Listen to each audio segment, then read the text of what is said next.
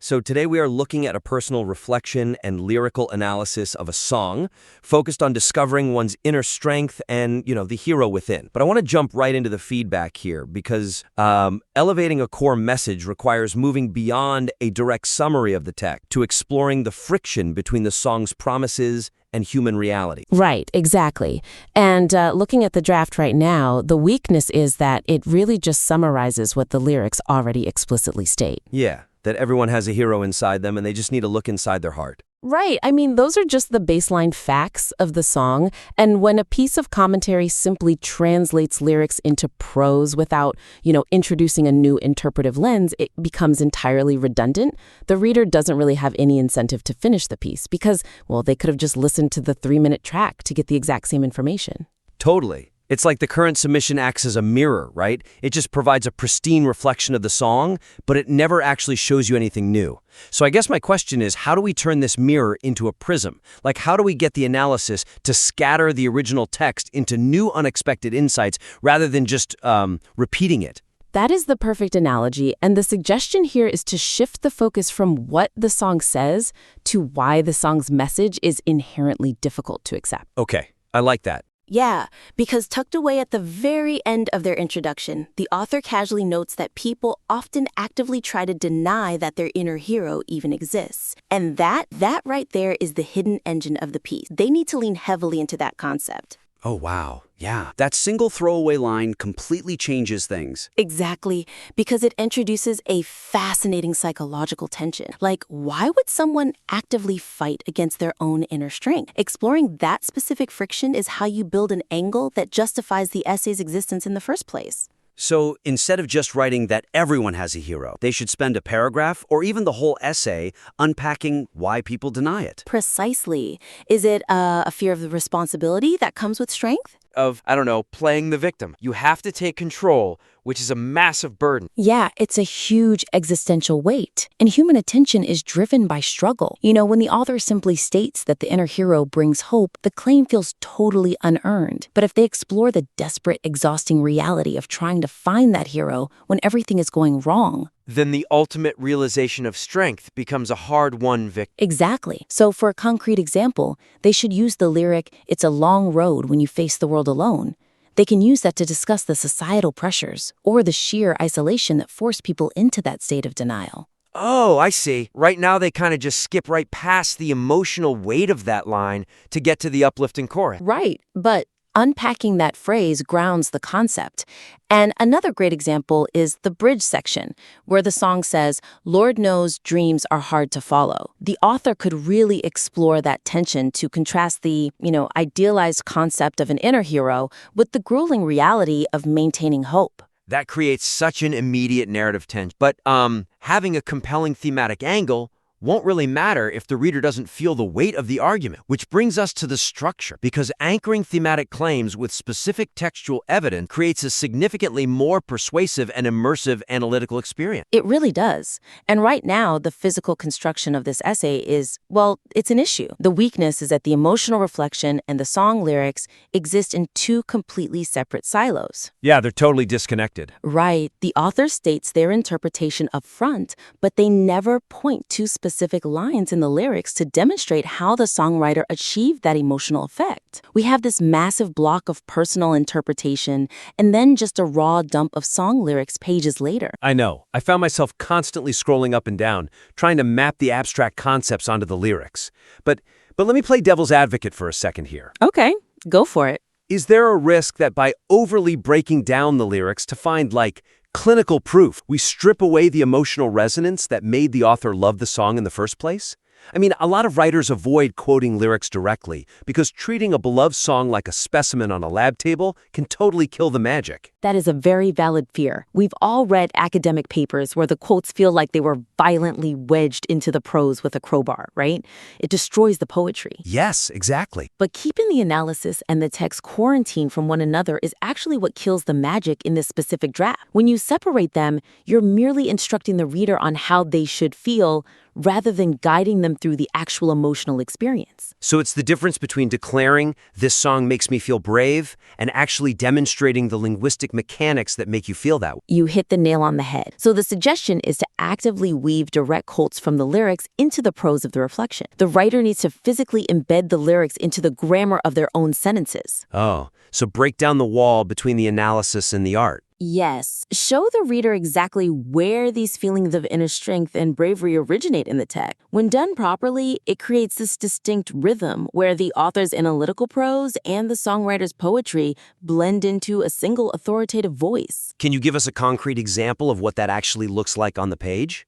Absolutely. So, when asserting that people must actively search for this inner hero, the author shouldn't just state it. They could write something like, "The necessity of this internal journey is clear when the song urges the listener to look inside your heart and search within yourself." Oh, I like that. The syntax flows naturally. There's no clunky lead-in like, "As seen in verse 2, the songwriter says." Exactly. No clunky lead-ins.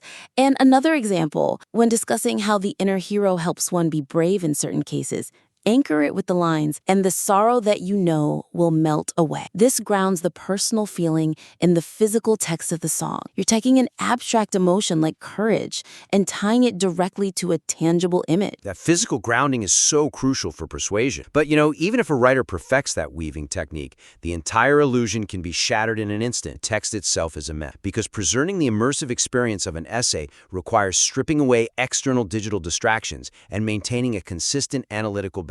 Oh man, the presentation of the source material in this draft was severely jarring. It really was. I mean, the weakness here is that the submitted material includes unedited web scraping artifacts embedded directly within the lyrics. See that in a draft. It is. I was reading this deeply emotional paragraph about casting fears aside and confronting the darkest parts of the human soul. The prose was genuinely moving, and then my eyes drifted down to the lyric block, and right in the middle of the second verse it says, "Get tickets as low as $84." Right, are the algorithmic recommendations. Yes, you might also like Tyler, the Creator, One Direction, J. Cole.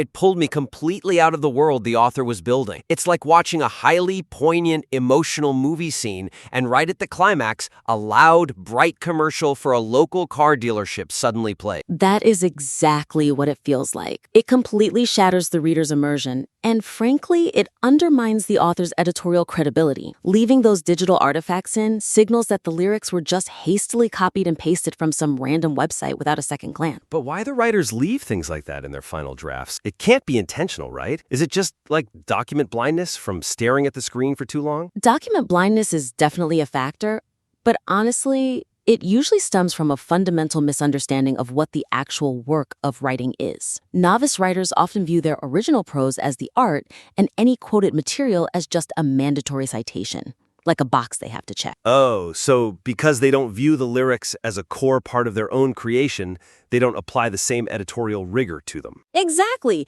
They literally stop seeing the copy text. They don't realize that every single pixel on the page contributes to the reader's overall psychological experience. So what is the suggestion here? Just proofread better? It goes deeper than that. The suggestion is to ruthlessly curate the source text.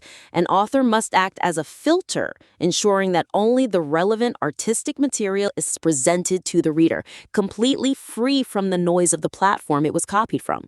You're curating a fine art exhibit, basically. You can't leave the shipping crates and packing peanuts sitting next to the sculpture. That is exactly it. So, for concrete examples, the very first step is to delete all extraneous ad copy, and you might also like recommendations from the text. That is non-negotiable. Right. Doing that unglamorous manual labor of reading through the pasted text line by line. Yeah.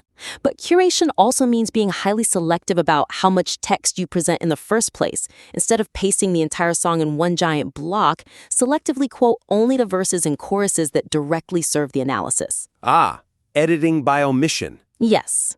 For instance, if they focus heavily on the psychological friction, they should feature verse 2 and the bridge, which contain the most narrative struggle, and maybe omit the repetitive outro altogether. The reader doesn't need to see the chorus repeated 4 times to grasp the point. Not at all. And finally, format the lyrics consistently. Perhaps use block quotes or italics to visually distinguish the primary artistic text from the author's own analytical voice.